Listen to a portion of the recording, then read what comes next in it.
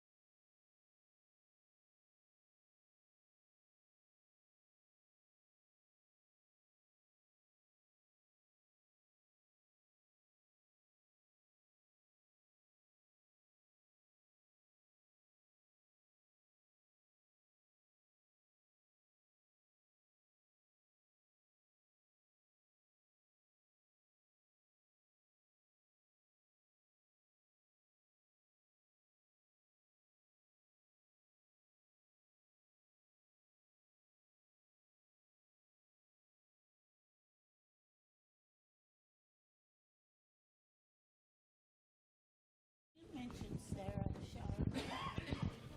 No. She had surgery, and she's at home, but she needs her prayers. Had one other request. Remember Sarah Sharp? Yes, she had surgery last week. She's got some serious recovery to do. So pray for Sarah Sharp also. I don't need this, right? Okay.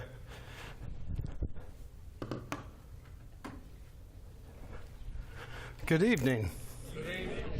I feel like I might need to introduce myself just briefly. I am Cindy's husband. I might do it. I don't know. We have had a lot of relationships with folks who don't. English is not their first language, and so we're always trying to. Back before we knew much about charades and how to act things out, they would always ask me what my name was, and Brad, for some reason, isn't long enough for some of these countries, and so they would just say, "Oh, Cindy husband," yeah, and so that's what I went by. I am the supervisor of pastoral care at Park West. You might remember me from UT. I was the assistant director of pastoral care at UT for 10 years.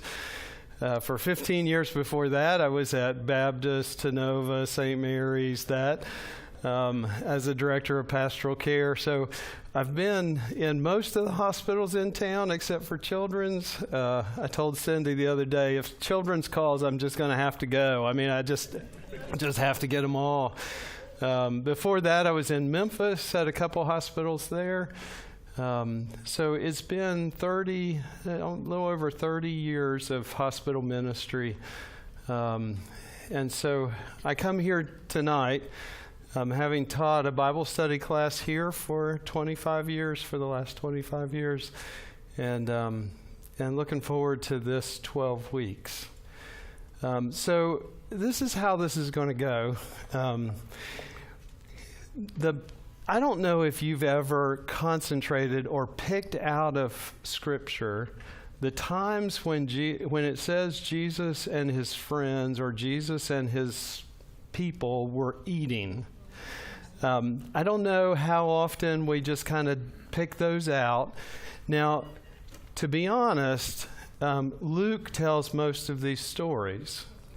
Now, I haven't put out all of the passages for the 12 weeks, but there's some Bible scholars in here that will probably go ahead and land on most of them. They are familiar passages. There's not going to be a lot of things that are going to be deep, new Bible understanding for you. These are going to be stories that we've been to before, but we're going to revisit just because around the table in this culture meant something. Probably meant something that is a little bit lost on us. We have restaurants and we have food courts and we have lots of dining experiences where people wander in and out among us. That would not have happened in Jesus' time and in this culture. If you sat down to eat and drink with someone, it meant something that you were connected with that person in a way that we probably take for granted sometimes. So I want you to remember that. But I also want you to remember that Luke is telling these stories. If you know much about Luke, he's a Gentile. He would have been most impressed that his beloved leader, friend, rabbi, was eating with people like him.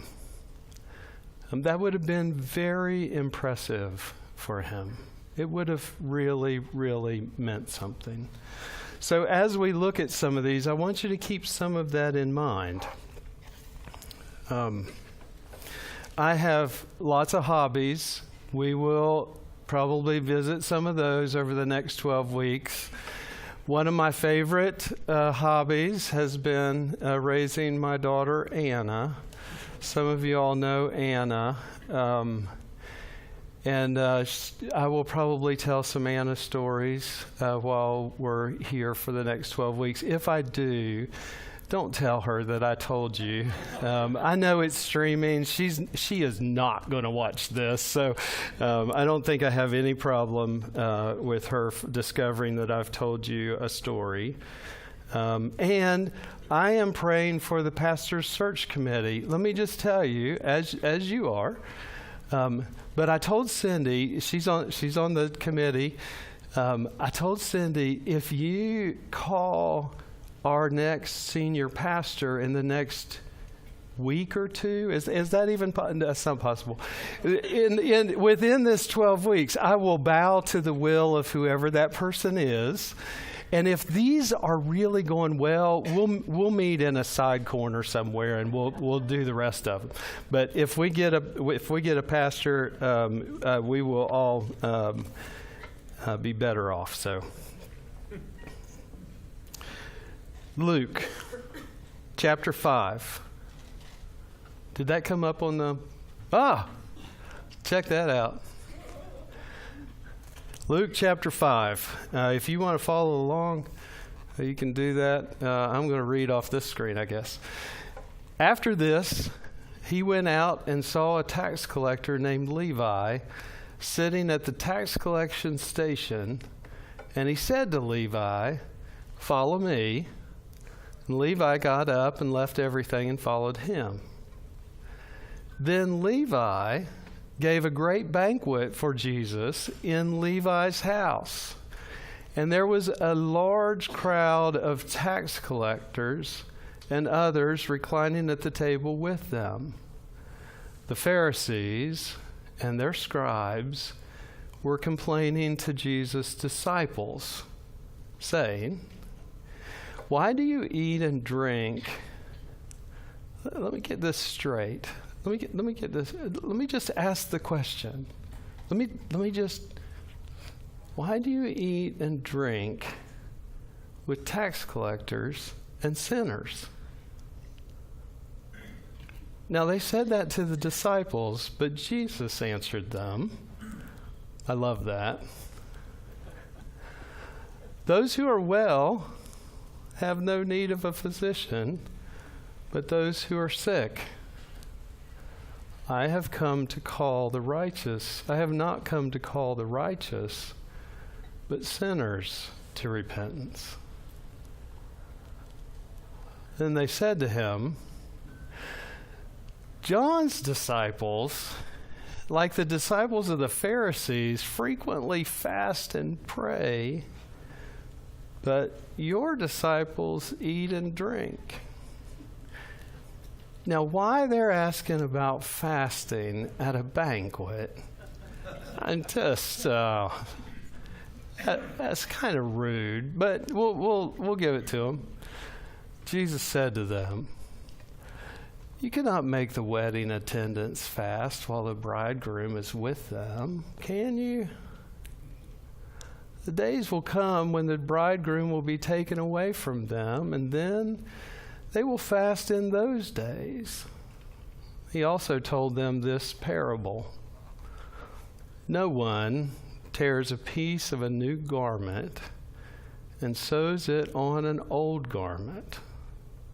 Otherwise, not only will one tear the new garment, but the piece from the new will not match the old garment.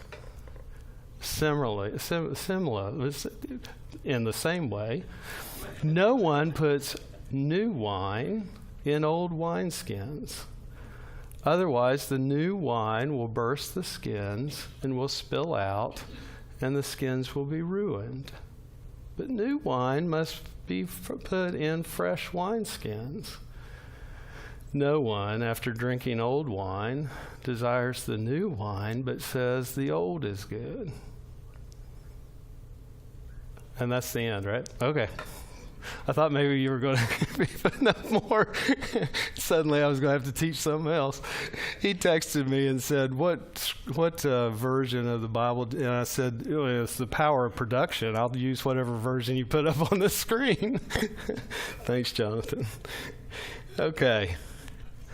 All right. So here's what we're going to do. The first week, so this is the first week of Luke chapter 5. We're going to look at we're going to look at each of these texts twice, okay? The first week, we're going to look at the appetizer. What kind of hooks you about this passage? And then what is kind of the main course of what's going on here, okay? Then you'll take that home with you and you'll think about it maybe over the course of the week. And week 2, we're going to look at some leftovers. Now, I don't know about you, but there's some things that we fix around the house for meals that the leftovers are actually better than the original meal. I especially like Italian food the second time around. And I don't know about you, but we do some really good chili that if you eat some of it during the football game and then put the rest in the refrigerator, when you pull it out of the refrigerator and warm it back up, somehow it got better. And so there will be some leftovers that we're going to come back to. Now, here's the risk for a presenter like myself when you've thought about a passage for a week. you'll probably come with some questions, and I'm not the smartest person in this room. So we will discuss and talk and have a conversation about these. And I hope that you'll be okay if I sometimes say, I don't know, which became really fun with some of the early folks some of the refugees that Cindy was trying to help. One family finally sat the two of us down and said, there is a word that you're saying that we don't understand, and we're wondering if you could help us. All the time, you keep saying this word, I don't know. And we don't know what that word is. What is that word? And, resisting the urge to say, I don't know. That's the word. I don't know. I don't know. I don't know. I don't know. So if you'll give me that permission, sometimes I'll say, I don't know. So let's get ready for this one. These are not lessons on Mediterranean diet. If you came wondering about grains and, how recipes for the way Jesus ate and stuff like that, and you thought the meals that Jesus, that's not going to be it. But I will guarantee if you do a daily diet of fish and grain and walk 20 miles in sandals to your next appointment and sleep on the ground or with a friend on the floor in their house, you will start looking as trim as the paintings of Jesus, because we all know that's what he looked like. So if you want a diet, that's probably your best bet. Old wine is better. What was the hook? What was the appetizer? Do you remember this chapter? What got the people to this place in the story? Luke chapter 5 starts out with a very fun story about the disciples who weren't disciples yet. Jesus is teaching along the shore. You remember this. He's backed up to the water, and he's teaching. What he's teaching, we do not know. This is a bone I have to pick with the gospel writers. They rarely ever said what he was teaching, because that wasn't the message, right? That's not the lesson. He's backed up to the water. Couple boats. He decides to get on the boat, go out a little bit farther so he can teach the crowd, and then he says to the fishermen, let's go out a little bit more and let's fish. And they're like, no. I don't know how many fishermen you know, but we've done it. We're putting our stuff away. It's the wrong time of the day. It's the wrong side of the boat. It's the wrong bait. It's the wrong time of it's too hot. We're just not deep enough. We're all of the problems. And he says, just put your nets down. And immediately, there's too many fish. This is Peter's revelation that he had not believed. And now the plenty is more than enough. Now, just between you and me, this is enough fish for them to take back to town and make a killing. I mean, they just were given a windfall. You couldn't imagine how much this would have sold for.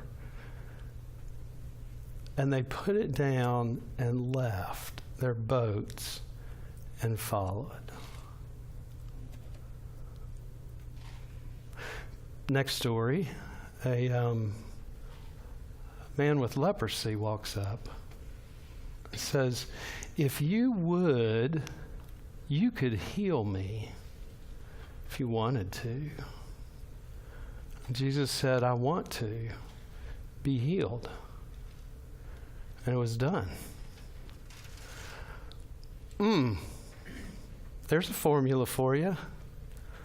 Now, I can't take that back to the hospital because insurance doesn't pay for that. Next story, Jesus says, this is all in the same chapter, remember? Next story, Jesus in a house teaching. There's commotion up on the roof.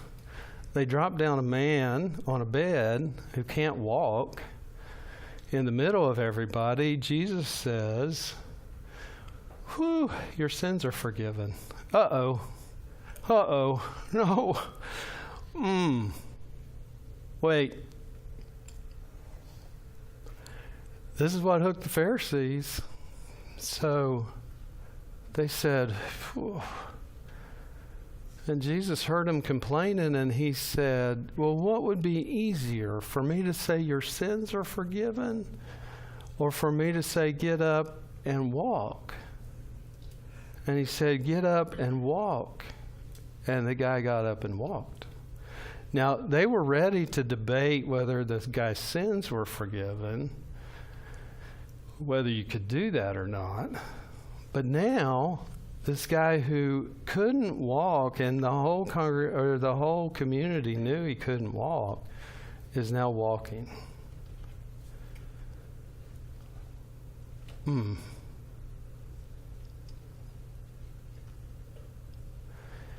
then, you see how electric this energy is right now? And now, Levi. Now, Levi is the guy in town that you do not want to be standing next to. He's a tax collector. Tax collectors, you Bible study scholar people, you know already, they're scoundrels. They're Jewish people employed by the Roman Empire to collect your taxes. Okay? They can collect taxes on your wages and your property based on a certain amount. Everybody knows how much taxes they're supposed to collect. But if they want a cushion, they can collect more from you. And some of them would employ thugs to help them in this endeavor, but they could collect whatever they wanted from you. And so they're not well thought of. They're not great people. Now, there are good qualities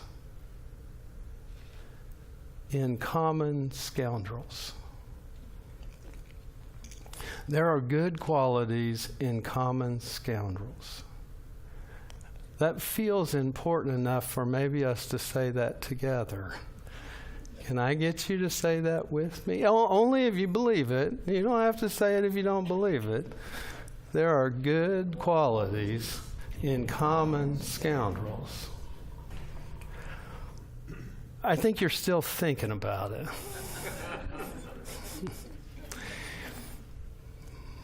There is someone that you would rather not have at your table, eating and drinking. There is someone, or there is a group of people, or there is some kind of person that you would rather not sit down at the table and try to have a meal with. For Jewish folks, Levi would be one of them. It is not a surprise that the banquet that he threw was with other tax collectors. Okay? So, I'm going to put it this way for you. We're going to be done early. Let me make sure I haven't missed something.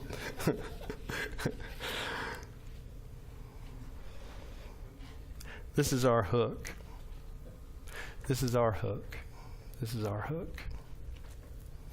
I don't know about you, but when I was growing up, and maybe the kids don't do this anymore very much, but when we were going to choose teams, we would all line up. Now, there were a couple that were going to be the team captains, and everybody knew who the team captains were going to be.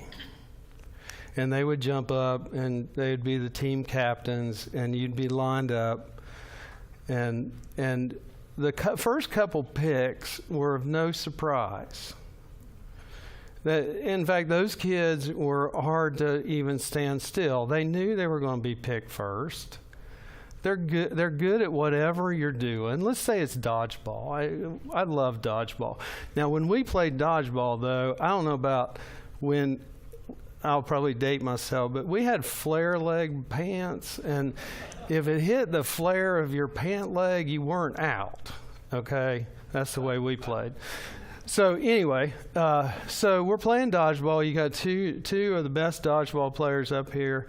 They're the team captains, and they're picking, and they pick the two best dodgeball players that are still out in the crowd. Great to have you on the team. Oh, we're going to rule. We're going to, yeah. Okay, fist bump, high five. Now, somebody in that line wants to crawl in a hole. Second draft, second round of the draft. You know, you got the kind of probably from the group that's left. You got the people that are going to get picked. We all know who's going to get picked. Pick again, pick again, pick again, pick again. We're down to just me and that kid over there that we all make fun of. I hope they pick me before they pick him.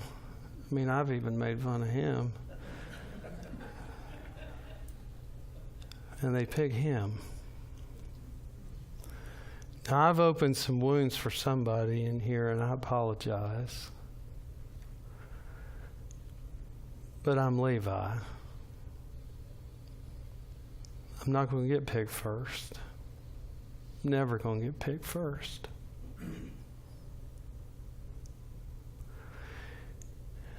Now, Jesus walks into this scene, okay? And he's walking towards Levi's tax collecting booth. And Levi, he knows who this is. I mean, by now, Jesus has a crowd following him because he's healing people and he's doing stuff. He's forgiving sins. Wouldn't you join that crowd? Levi's sitting there. He's coming closer.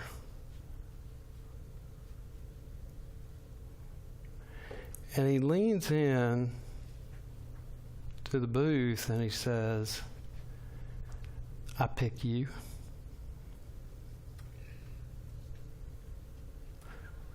Now, that's not the Greek. That's my interpretation. I pick you. Whatever he said, Levi heard it, and he left everything. Luke says that it was enough, whatever that invitation was. Our translation said, follow me. Whatever that invitation was, it was enough. Whatever he had collected, whatever he had in that booth, the booth itself, the picture of him and his dad who gave him the booth, the chair, the whatever stuff he had right there, he left it all. That's what the disciples had done. All those fish, their boat, the net full of fish.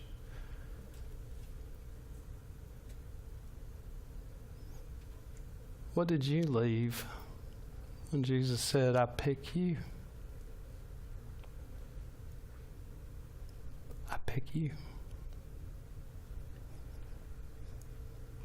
Now, to be honest, he didn't sell all he had and give it to the poor. He went back to his house and had enough to throw a banquet, right?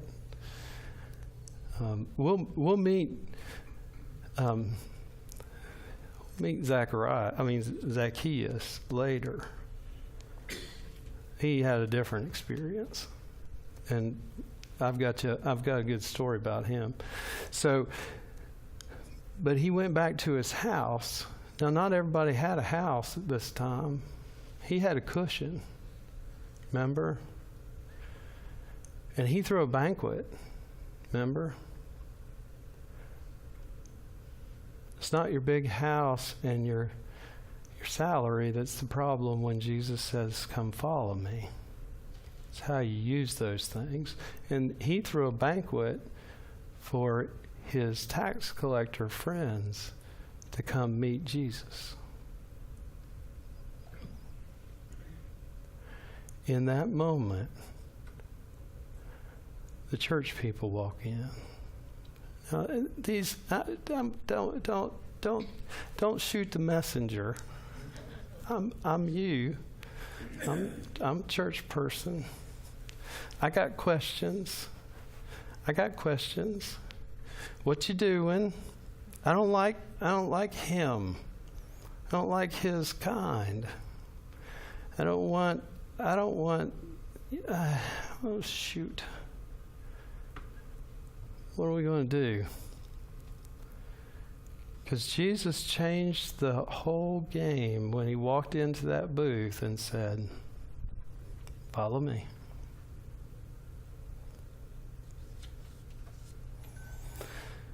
How did Jesus pick you? Because, believe it or not, there's good qualities in common scoundrels. And we're all sinners.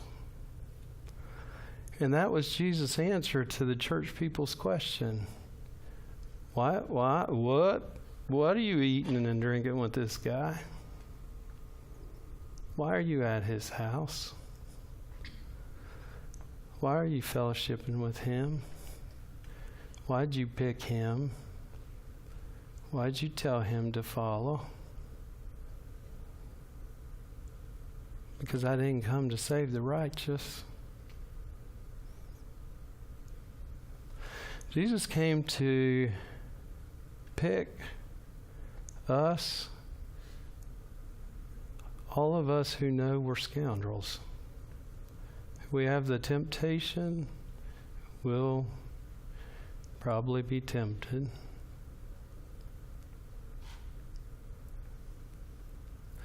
So, this is a tough story. I hope you get to go home and you get to thinking about it and you think, it's challenging. We like to clean up our tables. We like to have over to the house people that we love, and there's nothing wrong with that. I wonder if we could be curious enough to open our heart to include some folks that we wouldn't necessarily have included.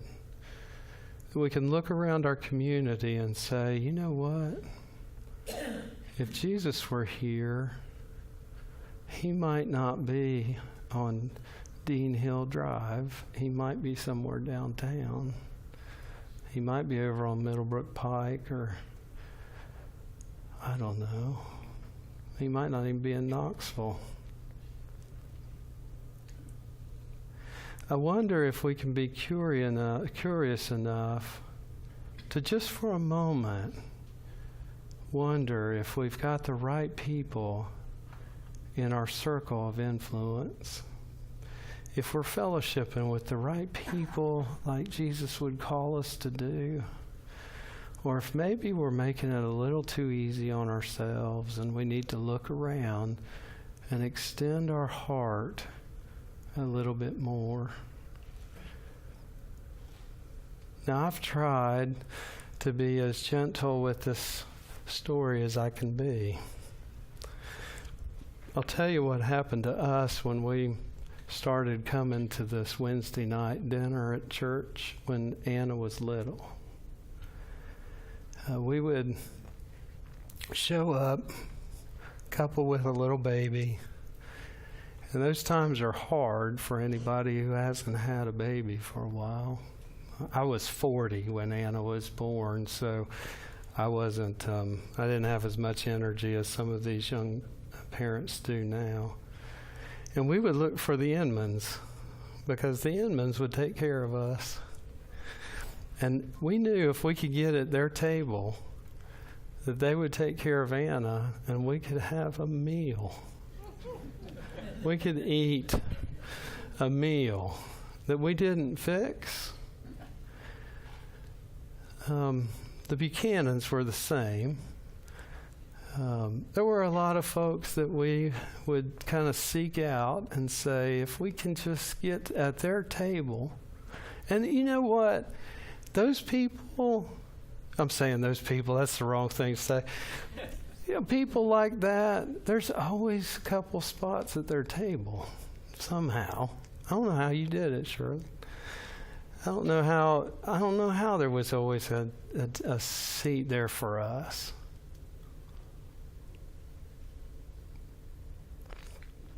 But that meant the world to us. Yeah, you come in after a long day. You don't have to cook the meal. You get the meal.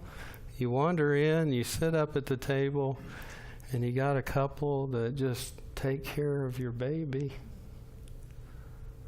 I don't know what this story means to you. You might be thinking of somebody else that needs to be at your table, that you need to invite here on Wednesday night, that you need to look up, maybe send a card to, maybe extend your heart just a little bit more to someone who didn't get picked first. You know, that's the thing about Jesus. It's the last shall be first and the first shall be last. And the way that we typically do our economy is wrong, and we probably need to rethink about that. Now, next week, we'll talk about that old wine and new wine. I'm not ready to talk about that tonight. And if I see you at the wine store, I'll act like I don't know you. It's clear. You know, we're Baptists, so you know you're good. You're good. All right. So that's probably enough to chew on. We're going to have fun with some of these stories. There's some great stories of Jesus at dinner. They're all going to be in the book of Luke. If you want to read the book of Luke this week, you'll pick them out, except for the last one. And that one's going to be in the Gospel of John. And you know why that one's going to be in the Gospel of John, right? Because that last meal was something else. Post-resurrection, and Peter had some things he needed to talk about. Jesus wanted to talk about them. We'll be there unless we have a new senior pastor.